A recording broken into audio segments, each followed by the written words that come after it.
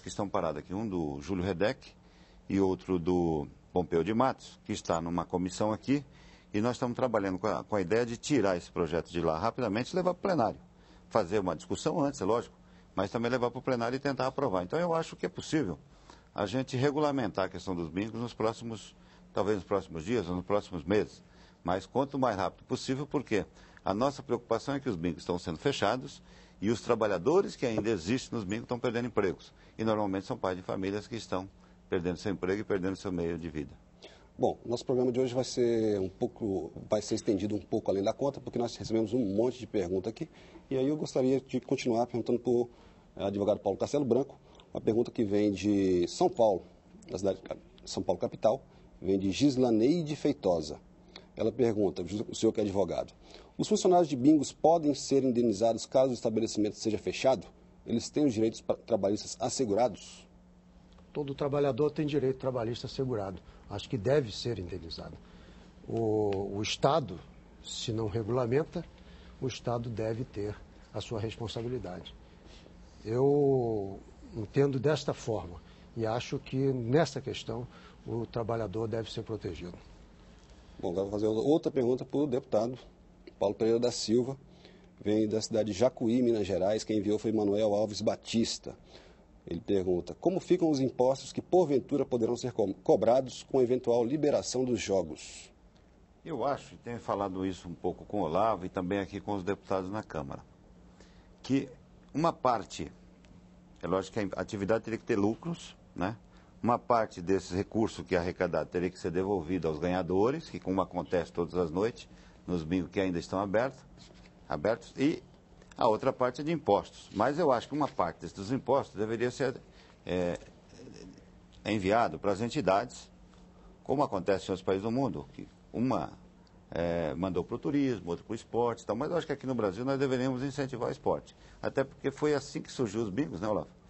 E é possível, então, que eu acho que uma parte desses impostos, desses 2 bilhões e 600 milhões levantado aqui por um estudo do Osiris e colocado aqui pelo Olavo, uma parte desse recurso, do meu ponto de vista, deveria ser enviado para entidades ou para até clubes de futebol. Principalmente, hoje tem uma coisa, Olavo, que os times deixaram de fazer, que é cuidar da base. Poucos clubes de futebol hoje investem na base. Eu tenho um time de futebol, está na 2ª divisão em São Paulo, e sei que hoje muito pouca gente investe no jovem, no garoto que quer jogar futebol. E eu sei que se a gente pudesse, que uma parte desse recurso fosse destinado a cuidar de jovens, a dar oportunidade para essa garotada que joga futebol no Brasil, com certeza nós poderíamos ser um grande exportador de jogador, né? Como temos centenas deles na Europa e no mundo, nós poderíamos com certeza incentivar essa molecada que quer jogar futebol, fazer com que os times de futebol pudessem voltar a investir com uma parte desses recursos que poderia ser destinado aos bingos e com certeza nós poderíamos dar oportunidade para essa molecada que quer jogar futebol. Bom, tem um telespectador de João Pessoa, na Paraíba, chamado Felipe Silvino. Ele mandou uma pergunta e não indicou quem aqui gostaria de responder, mas eu vou encaminhá-la para o senhor Olavo, da Abrabim, mais como uma provocação aqui no programa. Ele gostaria de saber o que os ilustres entrevistados pensam a respeito do jogo do bicho e bingos como atividades envolvidas na lavagem de dinheiro de crimes como tráfico de drogas. Particularmente, acredito que a legalização dessas atividades representa um retrocesso moral à sociedade brasileira, bem como uma contribuição às organizações criminosas. O que o senhor tem a responder ao Felipe Silvino, lá de João Pessoa, na Paraíba, seu Olavo? Felipe, pelo bingo, ele é carente hoje de formalidade. Se ele é carente de formalização, ele não é um local adequado para se lavar dinheiro. Isso é um equívoco. O presidente do COAF, há poucos dias atrás, numa reunião com as loterias estaduais, foi instado a responder, e ele é uma autoridade no assunto, se o bingo era um local propício a lavar dinheiro.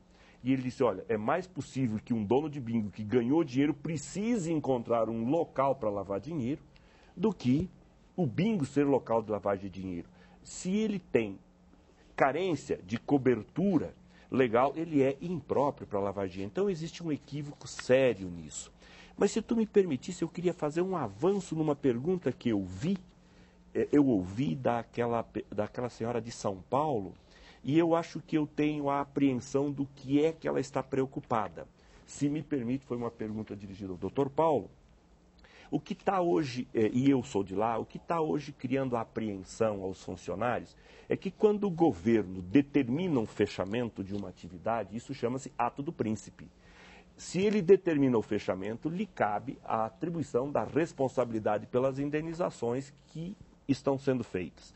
Então, existe hoje uma apreensão no mercado de que, pelo fechamento, os trabalhadores não viessem a receber e que os empresários delegassem ao Estado a responsabilidade de produzir essas indenizações. Nós, da Abrabim, estamos orientando os empresários que, no fechamento, façam as indenizações, cumpram todas as suas obrigações trabalhistas e, se depois não tivermos a reabertura, que então se encaminhe os processos buscando o ressarcimento desse ônus que cabe ao Estado, uma vez que ele está provocando o fechamento da atividade. Quer dizer, me permite, desculpe a intervenção, mas eu sei que isso hoje é uma apreensão do cenário paulista. O senhor dizer que foi uma reunião de loterias estaduais? Não, eu não fui, eu fiquei sabendo. Não, o senhor soube. Mas imagine que país. Essas loterias são todas ilegais. Bom, vou continuar ali no... Veja que país é esse. Eu vou continuar ali fazendo uma outra... Agora, vou dizer mais. O Supremo Tribunal Federal, recentemente, não tem um mês ainda, reiterou a competência exclusiva da União e mais, decidiu que essa decisão do Supremo será convertida em súmula vinculante. Quer dizer, todos os tribunais, todos os juízes estão obrigados a só decidir assim. Sobre isso existe um equívoco hoje no cenário, porque o bingo, a partir do momento em que o INDESP recebeu, por atribuição do ministro Pelé, a incumbência de gerenciar o bingo, e acabou não o fazendo, por ser muito pequeno, ele fechou convênios com os estados. Então, em 14 estados onde existiam loterias estaduais, o INDESP tinha um convênio. Quando a Caixa Econômica recebeu a transferência através de uma medida provisória, que diz, ipsis litis, bingo é um serviço público de competência da União, de operação direta ou indireta da Caixa, e que está válida até hoje, portanto, nós não somos ilegais, nós temos legislação. O que aconteceu? A Caixa acabou recebendo metade do bingo. Em 14 estados onde existia loteria, esse não veio para o controle dela. E foi onde a Caixa se desinteressou em regulamentar a Lei Maguito e entrou com as ADINs. Então, essas ADINs, elas têm validade para descredenciar as legislações desses 14 estados onde foram produzidas leis estaduais. Nos outros estados, como é o caso de São Paulo, desde o início, quando os efeitos da Lei Maguito desregulamentavam a atividade foi à Justiça Federal, que é a justiça competente para decidir, e obteve uma decisão da Justiça Federal que equivale a uma atribuição de competência vindo de uma esfera federal. Então, nós temos dois cenários bem distintos. O cenário que vai ser atingido pela pauta vinculante, súmula vinculante, que atinge 14 estados, e os outros estados onde ela não se aplica.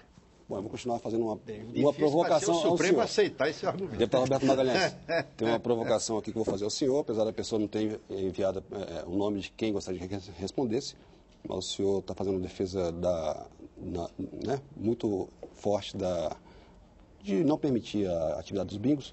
Vou fazer uma provocação ao senhor, um desabafo que vem da cidade de João Pessoa, na Paraíba. Quem manda é Catiane, ela não fala o sobrenome. O desabafo dela é o seguinte: como recente desempregada dos bingos, tenho a dizer que os bingos não são esse lamaçal que é descrito na imprensa.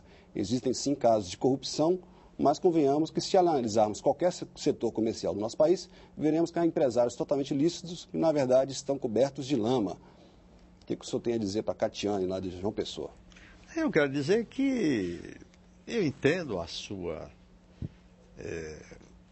seu inconformismo, né? Perder o seu emprego, tem razão.